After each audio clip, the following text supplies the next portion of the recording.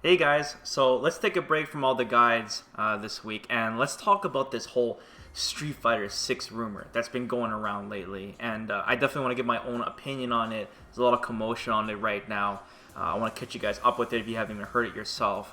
And I also want to quickly talk about the whole current Capcom Pro Tour as well and how it's changed for 2020, which kind of ties into this whole Street Fighter 6 rumor hint thing. So first off, there's been a ton of changes to Capcom Pro Tour for next year in 2020.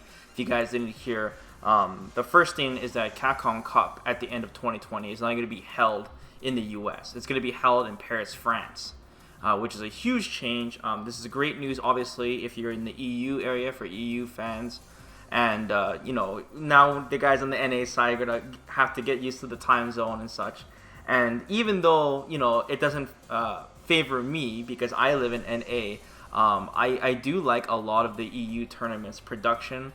I'm not saying that all NA tournaments have bad production, but in general, especially with what recently happened at Capcom Cup 2019, I feel like things are more stable in the EU area and their production is really, really crazy.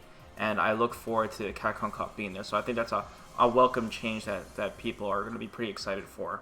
Also, speaking of that whole kerfluffle, Capcom actually apologized for it. They just made a statement, though, for the production, the logistical issues that occurred throughout the weekend. They didn't really give a reason why they couldn't stream the LCQ specifically, but they noted it and they said they're going to start working and improving it. So that's good. At least they acknowledged it there. And yeah, so the other big change besides the location of Capcom Cup is that the CPT is going to be split into 2 seasons next year. And the CPT will start in March, and it'll have 40 qualifying spots rather than 32. So there's a lot of qualifying spots. However, the leaderboard system where you actually earn points for winning tournaments, there will actually only be 8 players that will be auto-qualified by points for the first season, and then another 8 by the second season, so 16 players total. So that leaves like 22 players because one is the reigning champion and the other one is the LCQ. And so that's 22 players will win from these local World Warrior challenges. I don't know too much information on that, but it's going to be another way for players to not have to travel so much wherever you live. If you want to try competing in Street Fighter 5, it's possible, which is awesome. That's one great thing about fighting games in general, is that a lot of these things aren't invitationals. Like, everyone can compete and have the opportunity to play the best players in the world, even if you don't win.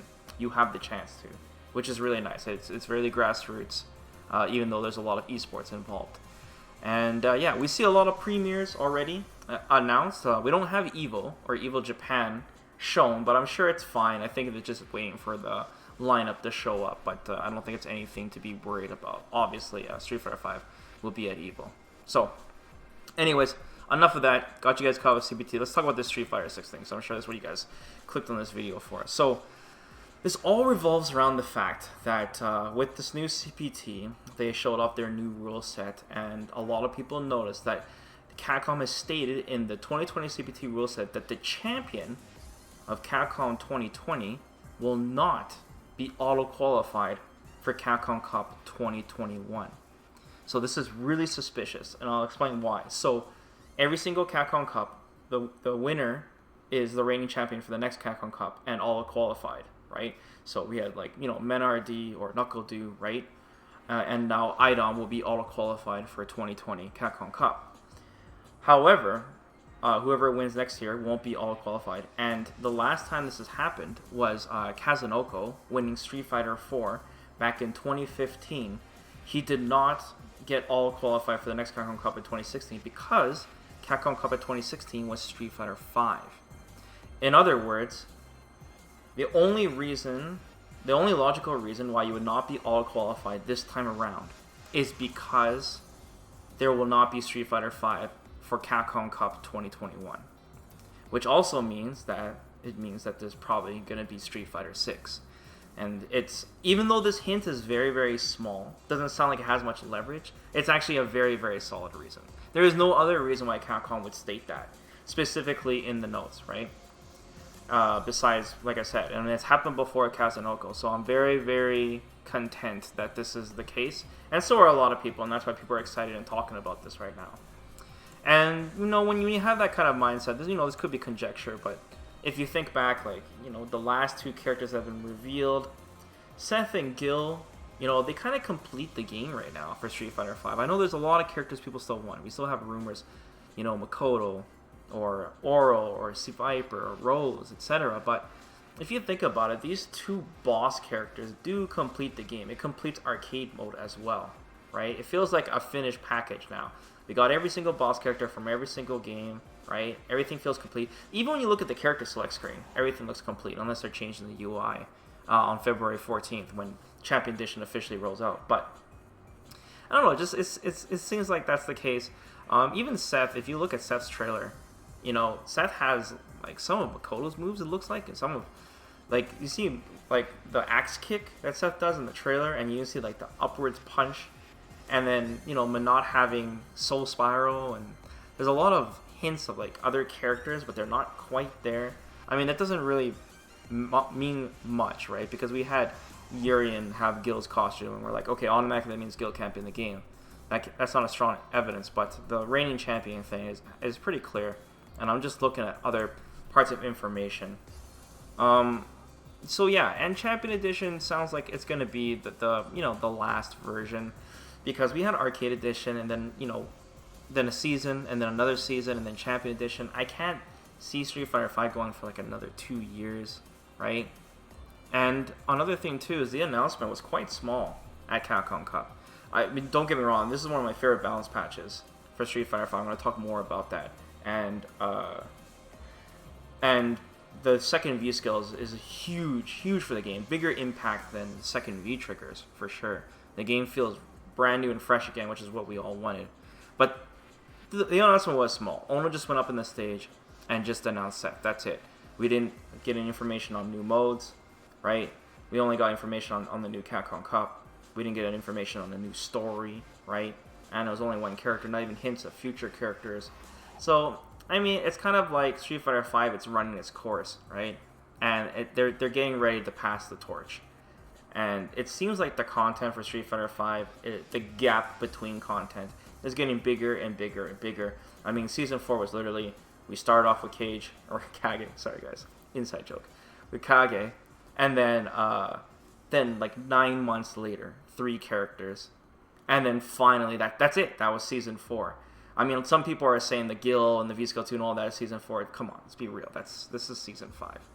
I don't think that counts. This is right at the end of the year, so I mean, we'll have to see, and we know there's going to be nothing until after the Olympics, which will be for a while. So it really seems to be that hint. I guess another thing I should mention too is that at the very least, this is a new fighting game. It doesn't necessarily have to be Street Fighter 6. It could be anything fighting game related, and that's what Capcom Cup's going to hold. Now, there's a few fighting game titles that you guys are popping in your head. First off, Darkstalkers, of course. And we know recently Capcom, they started using some patents, right? Buying some patents. And one of them was for Darkstalkers, right? Which raised a lot of eyebrows. I don't think that's a big enough hint. There's also Marvel, but I mean, the way I see it, like, first off, Marvel, like, I don't like the idea of Capcom working with anybody in terms of trying to make the game work. The hoops they have to jump through just to work with Disney, I can't imagine, like, balancing and content, and it would be just an absolute disaster, I think, working with Marvel and Disney to hold turns in Capcom and all that. And it failed before too with Infinite, on them trying to make that into an esport game. I don't see Capcom doing it. I think they're just gonna stay with themselves. And Darkstalkers, as hype as that would be, I'd be really excited for Darkstalkers or even a Capcom All Stars. I just don't think the dinosaurs upstairs at Capcom would be like, we have this franchise, we know it works, we know it makes money, we know the esports is strong. Let's gamble and change the fighting game. I just don't see it, man. I just don't see it. I could see them making like a Darkstalkers or something else on the side while they have their flagship franchise, but I don't see them taking the chance. I really do think that if they're going to make a new fighting game, it's going to be Street Fighter 6 first. It has to be. Because everything carries over, right?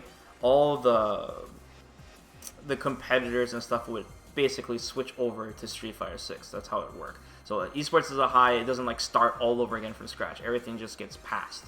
And on top of that, it's a fresh new game, new review, and they'll get a bunch of new customers again and try again at a better fresh start from all the things they've learned from Street Fighter V and all the issues Capcom was in at the time when they were when Street Fighter V wasn't even supposed to exist if it wasn't for the help of Sony, right? So now Capcom's in a way better spot because they got that Monster Hunter money, and they're on the up right now, especially Division A with the Resident Evil series and such. So I think they are definitely prepared to launch another fighting game title. And we know Ono keeps saying that like there's still a ways to go, Street Fighter 6 and all that. We don't know if he's really trolling or not, right? But I doubt they're not even talking about it, right? Something's definitely not. But it lines up 2021-ish lines up pretty good, even like all the way at the end of the year. I mean, man, they might maybe Street Fighter 6 won't be out till 2022, and 2021 will have no Capcom Cup, right? It'll just be nothing. I doubt it though, but maybe. So when would they announce this in general, right? Like E3 is always a safe bet for an announce, but usually Capcom would want to announce it a little earlier. They usually I think with Street Fighter V, they kind of announced it out of the blue. They could do it at a Sony presentation, but that means that it would be a Sony exclusive again. I don't think we'd want that. That'd be bad. Or the next Capcom Cup, but that'd be all the way till next year. Man, PlayStation 5 would be...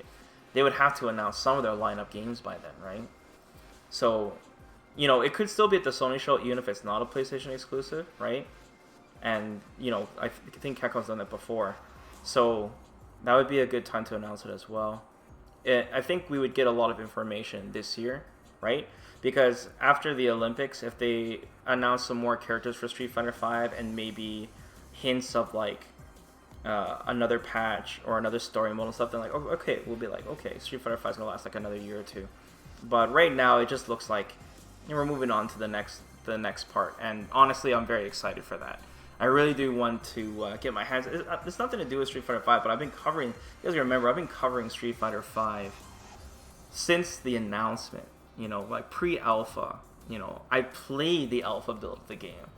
And it's just... I feel like I've been covering it my entire life, And it'd be nice to... I just really like Street Fighter in general, and it'd be nice to start over, right? And get a new crowd of people, and if Capcom does it right, and get a really big community going, I think that'd be awesome. For Street Fighter 6, and of course, new netcode, guys. That'd be also good. There's a ton of things that I want to talk about on Street Fighter 6. I've actually been writing down a bunch of notes on things I want to talk to you guys about how I want the game to be and all of that. I just don't want to bust out those videos when Ono did that thing, that salty video I made about Street Fighter 5 running its course and stuff. I was like, I don't really want to talk about Street Fighter 6 now if it's so far away, right?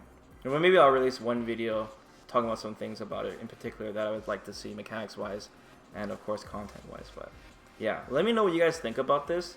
You guys think this evidence is strong enough, or do you guys think it's just hoping here? And, yeah, we can talk more about Street Fighter 6 in the future if you guys want, because either way, man, the console generation is going to start, whether Capcom, they're not going to wait for Capcom, So there's going to be new next-gen fighting games coming out soon enough here.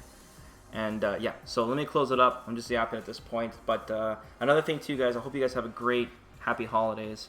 And Merry Christmas to everyone. But I should be seeing you guys again before Christmas. But hopefully you guys are enjoying your holidays. And just food for thought. All right, guys, I'm going to take off. Peace out.